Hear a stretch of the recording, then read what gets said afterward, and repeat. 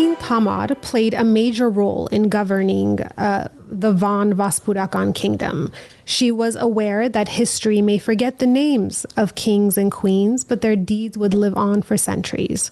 To honor her husband, she commissioned the construction of Varag's Church of Saint Mary near the city of Van, which stood strong until the Armenian genocide of 1915, and served as a symbol of her devotion to her family.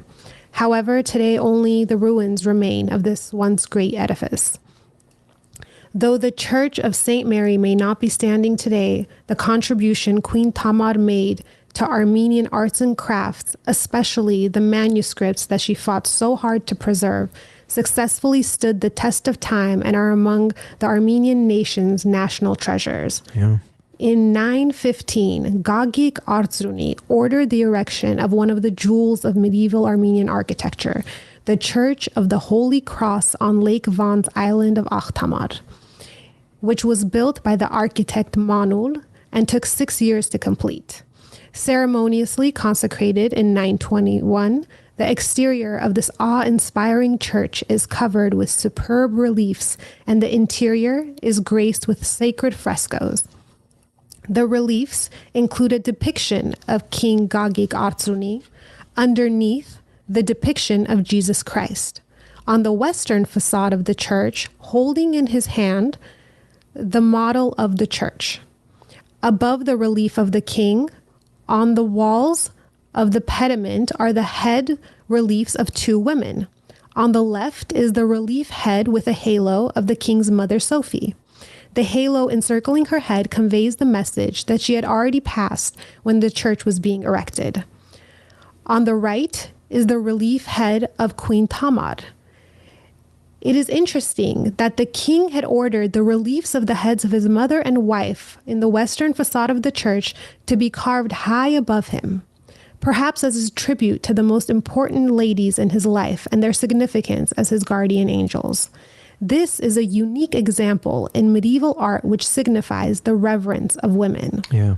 It's amazing, right? It just shows how women were honored back then and respected. And you have the mother figure, you have your wife, which some men tend to forget. You know, I always say behind every strong leader man, there's a stronger, more powerful, amazing woman. Absolutely. And this isn't to, turn it into some sort of but gender war, but it's true. It's true. It's absolutely true. And it shows how back then, I think what I'm trying to say is I feel like that honor towards women, mother, has been lost. Something happened in generations and cultures that they forgot about it. They forgot how important women were, and there were leaders, there were queens, right?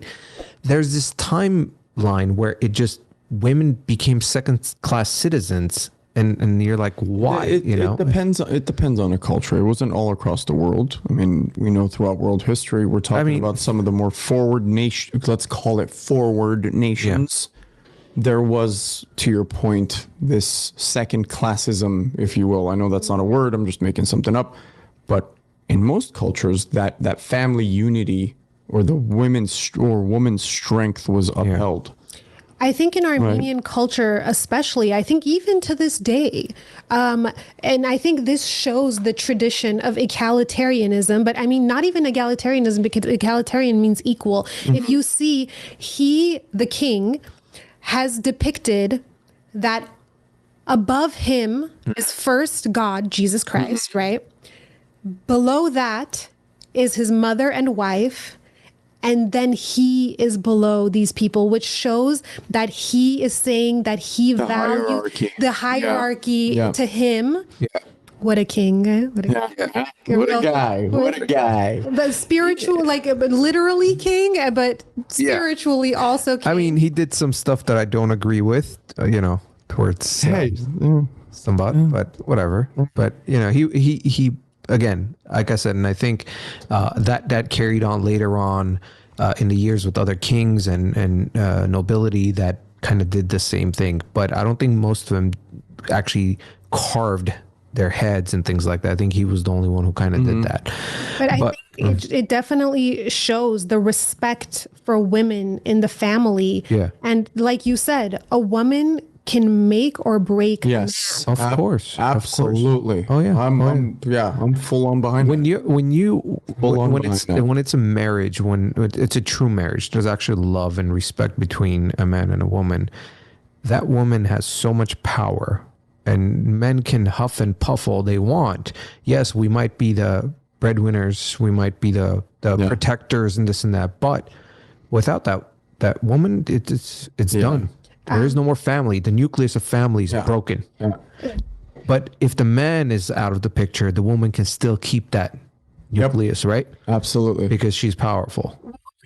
Both of them are so important. Of course. Yeah. That is the idea. Synergy of it. Synergy of it. The But what I'm synergy saying of is like, even if the man is out of the picture, could be not that he left, it could be tragedy, could be anything, right?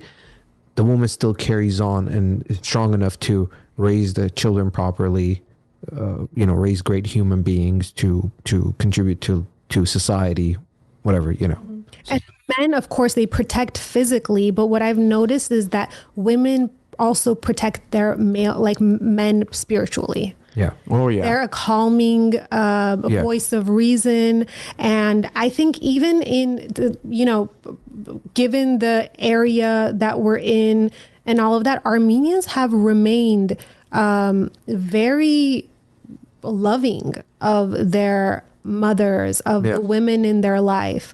I personally think that Armenian men are one of the greatest men of all time, even to this day. Because